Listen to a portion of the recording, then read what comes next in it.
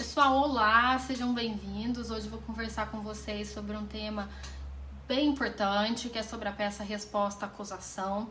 Vocês vão ver que não tem muita novidade em relação ao que está indo para vocês por escrito, mas pode ser que a memória auditiva, e a visual, ela seja melhor do que somente a memória visual do estudo de vocês, em particular em casa. Então não tem muito o que eu lançar mão nesse momento. Porque tudo que é essencial, principalmente de peça, em relação à prática, eu deixo registrado nos e-books de vocês, tá? Mas toda peça que eu acho que possa ser relevante, eu vou trazer aqui para vocês, pra gente poder deixar isso bem solidificado, deixar isso bem sedimentado para vocês, tá? Bom, no alvo de hoje, eu mandei para vocês um esqueleto, Vou conversar com vocês sobre esse esqueleto aqui. Porque vocês precisam entender que na hora da prova da segunda fase é impossível de realizar qualquer tipo de resumo. Quando eu falo resumo é fazer a lápis na de rascunho e passar depois o oficial para o oficial, Então lendo e registrando. Não dá tempo de vocês fazerem duas peças dentro da prova. Então entendam, são 5 horas de prova, a ideia é para que seja 2 horas para a peça, 2 horas e meia para as questões, são muitas questões, vocês estão vendo aí no material de vocês como elas podem ser extensas caso o examinador assim queira. Então entendam, comecem a fazer os simulados em casa e as outras atividades, cronometrando o tempo de vocês. A partir da peça de hoje, que é resposta à acusação, as peças de vocês elas serão mais extensas, elas serão mais longas e elas vão demandar de vocês um raciocínio jurídico mais afiado, um raciocínio jurídico mais trabalhoso. Então são peças que demoram tempo. Se essas peças demoram tempo, quer dizer que vocês têm ali mais ou menos 1 hora para poder colocar o raciocínio de vocês, descobrir os artigos relevantes para a peça de vocês, competência, endereçamento, nome da peça, os pedidos, a peça como um todo, realizar o esqueleto dentro daquela primeira hora e na segunda hora fazer o registro oficial da peça oficial. Então o esqueleto nada mais é do que de fato um esqueleto.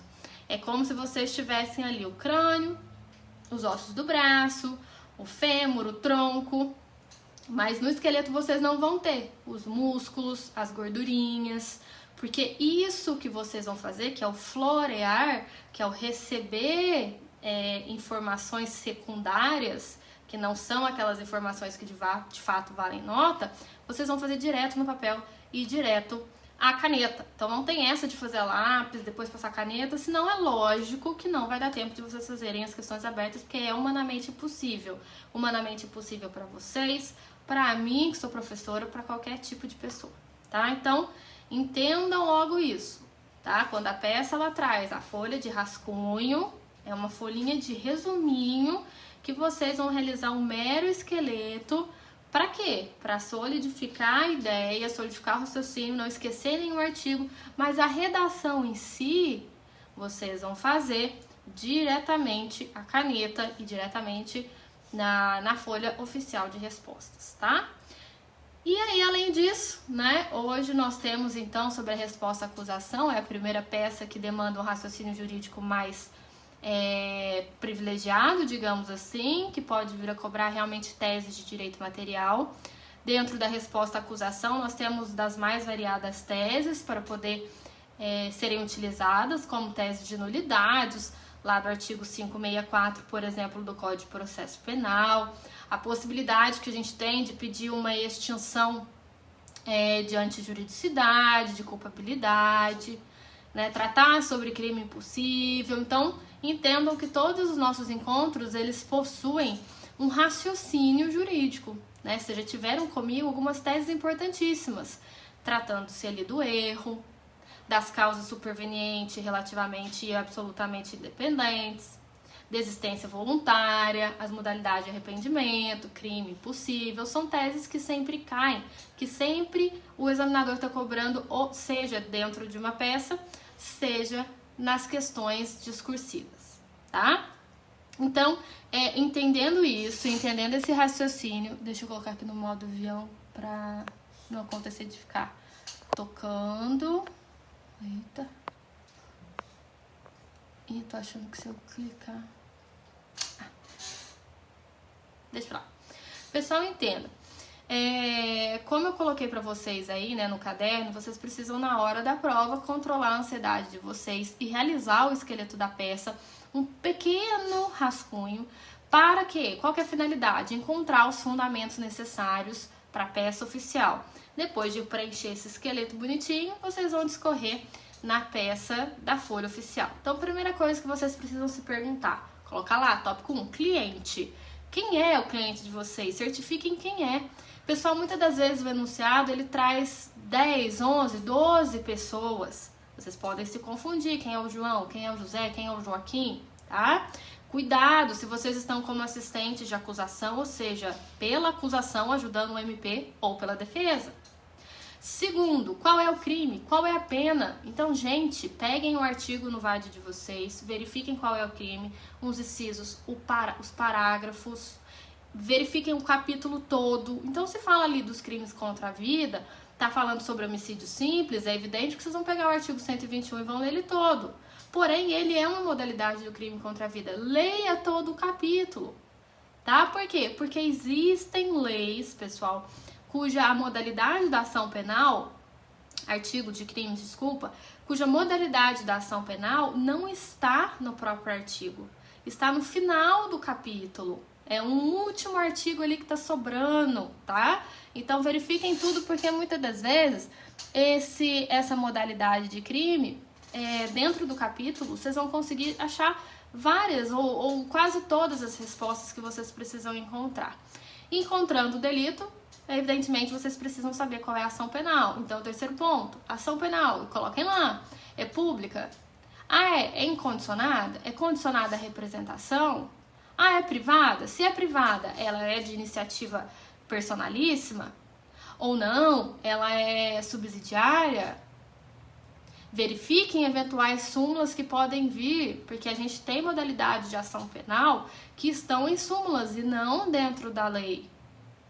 Né? Daí, para vocês, salvo engano, da lesão corporal, né, de violência doméstica, ela é uma ação penal pública incondicionada.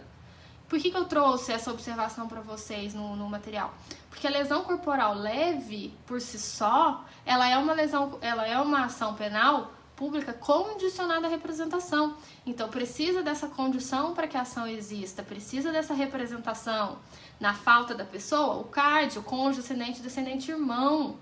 Prazo cadencial de 6 meses, a contar do conhecimento de quem seja o autor do fato.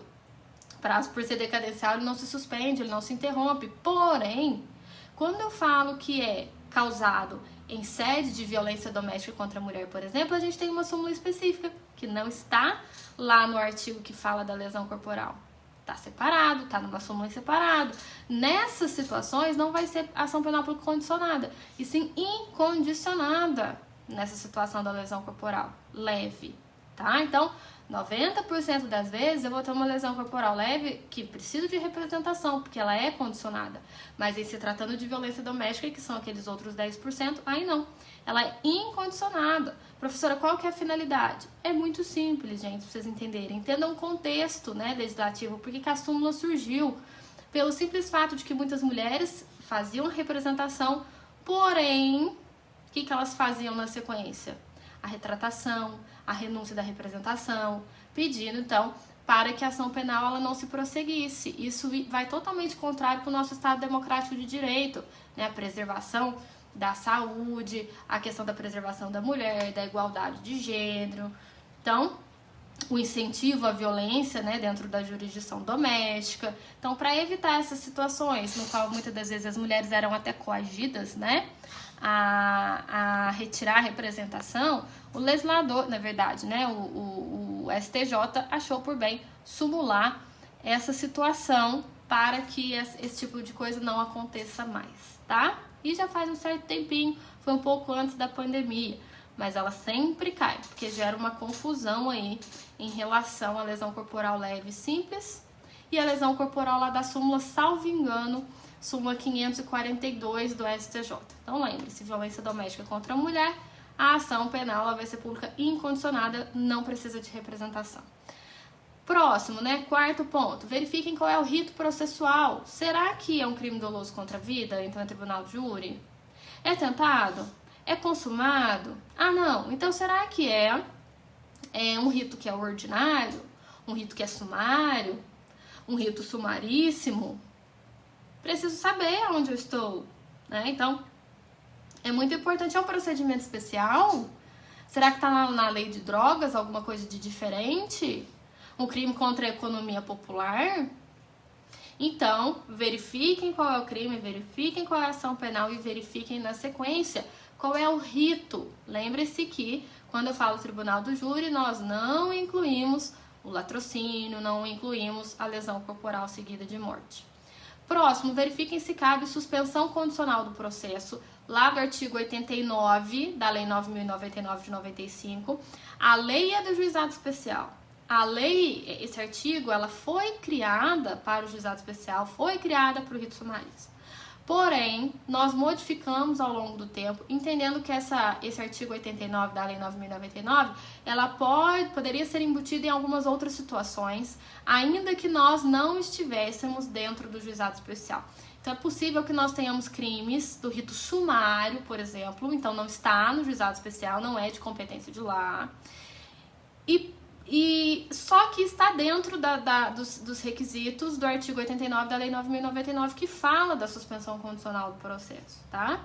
Então, verifiquem, sobre rito sumaríssimo a gente vai ver no momento oportuno, tá? Então, verifiquem se é cabível a suspensão condicional do processo e verifiquem se é cabível aquela novidade do nosso pacote anticrime no que tange o acordo de não persecução penal. Verifiquem se o ANPP também é cabível, salvo engano, tá lá no artigo 28. Deem uma lida nos requisitos, o vadimécum vai estar na mão, é só fazer cara e crachá. Será que cabe? É isso, tá? Porque é um direito do cliente de vocês precisam pedir, tá? Então, identifiquem na sequência número 6 o momento processual. O que é o momento processual? Gente, é a linha do tempo do rito que vocês estão. Se houve já a citação, quer dizer que a peça da sequência é a resposta à acusação. Se já teve audiência de instrução e julgamento, possivelmente vocês terão que fazer alegações finais em memoriais escritos. Se já tivemos uma condenação, provavelmente eu vou ter uma peça de apelação. Se a questão está dizendo que o juiz não recebeu ou rejeitou a denúncia ou queixa, possivelmente a peça de vocês vai ser um RES, um recurso antidistrito. Se vocês verificarem que estão no juízo da vara das execuções criminais, das execuções penais, provavelmente vocês vão ter uma peça de agravo em execução lá da lei das execuções penais, que vocês vão ver em momento oportuno, tá? Como eu mencionei para vocês, são algumas hipóteses. Vocês vão ter que verificar o enunciado, o caso concreto. Vocês precisam nomear a peça, né, com o nome em juris correto, sob pena dela ser zerada. Então, o próximo, número 7, qual é a peça cabível? Né? Essa é a maior ansiedade. Normalmente vocês leem o enunciado e já querem dar o nome. Vai pelos passos de pouco em pouco, antes de vocês decidirem qual peça pode ser. 8. Entendendo qual é a peça, endereçamento. Qual é a competência? Então, analise qual seria a comarca competente. Veja se seria segunda instância ou primeira instância. Verifique se trata de sede de recurso. Se é recurso, vocês vão precisar de petições de juntada, petições de razões, ou então petição de interposição com razões. 9. As teses, que é aquilo que vale muita nota, né? Temos as nulidades lá do artigo 564, alguns, né, a grande maioria está lá. Tem a possibilidade de pedir extinção de punibilidade do artigo 107 do Código Penal, extinções de ilicitude e culpabilidade, teses de mérito, né, se existe ou não um crime, se coloca a pena ou não. E temos teses subsidiárias, como pedido de desclassificação, sai de um crime para um outro mais leve, pedido de dosimetria da pena, regime inicial de cumprimento de pena. 10. Pedidos. Quais serão os meus pedidos? Se eu tenho um pedido de nulidade, é lógico que eu vou pedir a anulação daquele processo, seja a partir de um momento específico, seja desde o início. Depende do momento processual em que a nulidade existiu. Se eu tenho tese de mérito, por exemplo, na peça de hoje, que é resposta à acusação, o meu pedido vai ser o quê? Pela absolvição sumária, absolvição antecipada, a IJ ela ainda nem existiu. Fundamentando no quê? No artigo 397 do Código de Processo Penal. Mas se fosse memoriais, por exemplo, não seria absolvição sumária, seria a absolvição mesmo, do artigo 386 do Código de Processo Penal. Júri, diferente, artigo 415 do Código de Processo Penal. Então, sempre nessa primeira folhinha de vocês, que é aquela primeira hora de prova, a primeira hora da peça, vocês vão colocar esses 10 tópicos. Quem é o meu cliente? Qual é o crime, né, e a sua respectiva pena?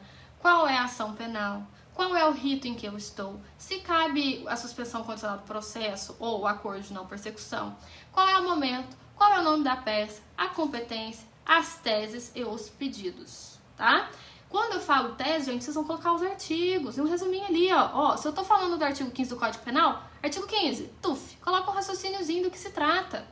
Pra na hora que vocês forem redigir, diretão, né, pegando os quesitos do enunciado para passar pro oficial, vocês lembrarem do raciocínio que vocês fizeram ali há uma hora atrás, tá?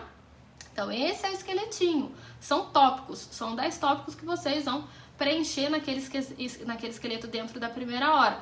Passou essa primeira hora, é passar direto a caneta, é fazer a sua redação ali na prova de vocês, na prova oficial. Fechou?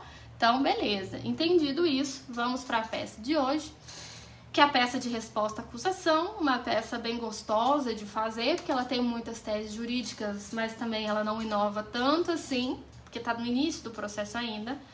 Então, qual é o fundamento dessa peça? Artigo 396 e 396A do Código de Processo Penal, tem que estar os dois são pontuados. Se for júri, não será o 396, vai ser o 406 do Código de Processo Penal. Essa peça é a peça de defesa, gente. O acusado ele vai poder arguir todas as preliminares, ou seja, erros processuais, defeitos processuais que causam nulidade, tudo aquilo que ajudar na sua defesa. Ele pode apresentar documentos, ele pode especificar provas que ele quer produzir. Então, se ele quiser exibir alguma prova testemunhal, alguma prova documental, ele tem que pedir nessa resposta à acusação. Logo, se eu quero uma prova testemunhal, é o momento oportuno para que eu arrole testemunhas. Então, cuidado com o número de testemunhas. Rito ordinário, até 8. Rito sumário, por exemplo, até 5. Prazo dessa resposta à acusação, 10 dias. A partir de quando? A partir da citação. Vocês vão saber como que é a peça. Gente, o enunciado vai ser claro. Ele vai falar que a denúncia ela já foi recebida e que o acusado ele foi citado para se defender dos fatos que estão naquela petição inicial acusatória. Então é depois, é logo depois da citação. Não tem como errar. Quais são as teses possíveis dessa peça? Primeiro, artigo 395 do Código de Processo Penal, né, a rejeição dessa inicial acusatória. Segundo, teses de preliminares do 564, por exemplo. Se eu não tiver especificamente alguma coisa ali, colocar no 564, inciso 4, que ele é o residual, é o que sobra. Terceiro, é possível pedir desclassificação para um crime menos gravoso. Quarto, extinção de punibilidade, lá do artigo 107 do Código Penal. Lembrando que o rol, ele é um rol exemplificativo, então existem outros espalhados pelo Código Penal, tomem cuidado com isso. 5, e talvez o mais clássico, pedido de absolvição sumária, lá do artigo 397 do CPP. Se eu tiver causa de excludente de ilicitude, legítima defesa, estado de necessidade. Se eu tiver causa excludente de culpabilidade, exceto a inimputabilidade não pode ser arguida aqui. Se o fato é atípico, ou seja, o fato não constitui infração penal, ou a extinção da punibilidade do agente. Então, entende, gente, o legislador ele dividiu o 397 em tópicos, tá? Então, a fundamentação da absolvição de vocês precisa ser específica. Então, se eu estou afastando o fato típico, que vocês aprenderam comigo até agora, se é erro do tipo, por exemplo, princípio da insignificância, eu estou lá no 397, inciso 3. Se eu estou falando de excludente de ilicitude, legítima defesa, estado de necessidade, 397, inciso 1. Agora, se for um erro de proibição, que era inevitável, não tinha como saber, exceto a inimputabilidade, a absolvição vai ser no 397, inciso 2 do Código de Processo Penal. Agora, se vocês verificarem que a denúncia ela tem um problema, falta coisa na denúncia, falta qualificação, por exemplo, a questão vai te deixar muito claro isso. Aí, vocês precisam também fundamentar no 364, inciso 4. Não confundam inépcia da denúncia, lacunas da denúncia, né, com o mérito da questão. A inépcia, essa lacuna, diz respeito à forma como ela foi feita. Então, por exemplo, acusa o seu cliente de um crime que ele não cometeu. Isso não é inépcia. Isso é um problema grave. Isso é mérito. Já a falta de justa causa, a gente usa muito sobre isso, é o que? É a falta de prova. Falta de prova não é fato atípico. Se a gente utilizar a falta de prova no sentido de atipicidade, de que o fato não constitui crime, aí eu tenho uma tese de mérito. Agora, se eu falar de falta de prova como se fosse uma tese meio que subsidiária, tô vendo que tá faltando alguma coisinha ali, eu vou ter uma nulidade do 564, inciso 4. Agora, se for memoriais, a coisa já muda de figura, mas aí memoriais a gente vai ver mais pra frente. A mesma coisa sobre prova ilícita. A prova ilícita, ela gera o quê? O desentranhamento daquela prova. E aí, se não sobrar nada, que só existia aquela prova, que é desentranhada, nós vamos entrar ali com uma tese de nulidade. Já se é memoriais, ela vai ser desentranhada e vai gerar ali a eventual absolvição. Então, dentro da ideia geral de falta de prova, nós temos uma situação específica que é a falta do exame de corpo de delito. Porque o exame de corpo de delito, ele vai provar o quê? A materialidade do crime. O corpo, o documento. Na resposta à acusação, a ausência do exame vai gerar o quê? Nulidade do 564. Mas nos memoriais, ela também consta lá no 564. Aí eu também vou ter uma tese de nulidade e, de forma subsidiária, a absolvição pela falta da materialidade daquele crime. Então, a falta de prova, ela não vai gerar absolvição na resposta à acusação, porque não existe absolvição antecipada, absolvição sumária, por esse motivo em exclusivo.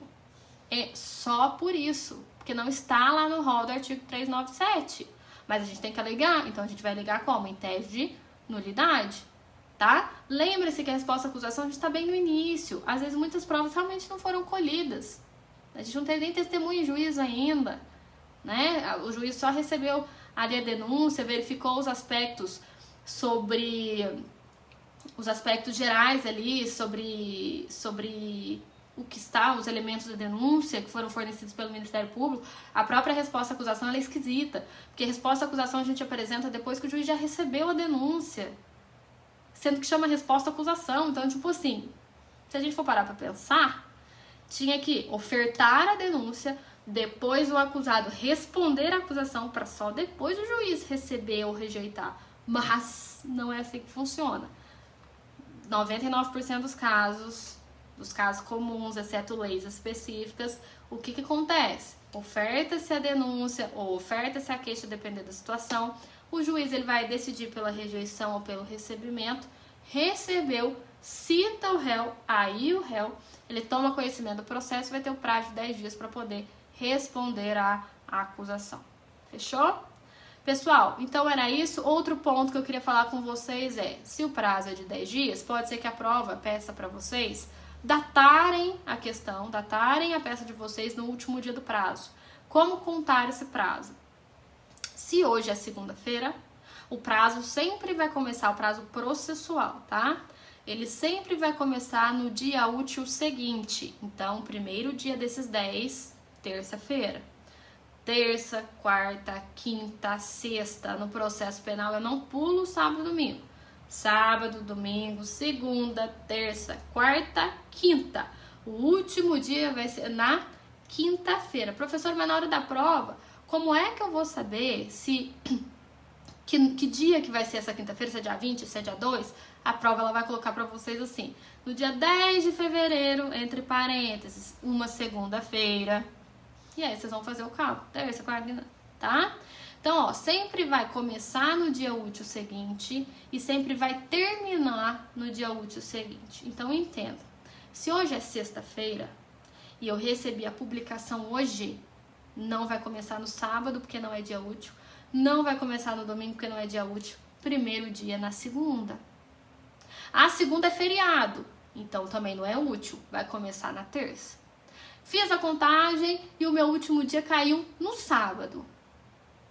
O 10º dia caiu no sábado, então eu tenho até sexta para fazer a minha peça, então eu tenho que datar na sexta-feira? Não, porque vai terminar no próximo dia útil seguinte à data do término. Então, se terminou no sábado, vai terminar no domingo? Não, porque também não é dia útil. O último dia de vocês é na segunda-feira, tá? Então, vale a pena também fazer esse aparato com vocês, porque eu não sei se vocês se recordam sobre a contagem de prazo processual, que não se confunde com prazo penal, tá? Não se confunde com prazo decadencial. Decadência e prescrição são matérias de direito penal. A contagem, ela é totalmente diferente. Não se fala em dias úteis, por exemplo, tá bom? É isso, pessoal. Então, até a próxima. Espero que corra tudo bem aí. E eu acho que, salvo engano, amanhã você já tem um simulado para fazer, para poder entregar. Beijo, até a próxima.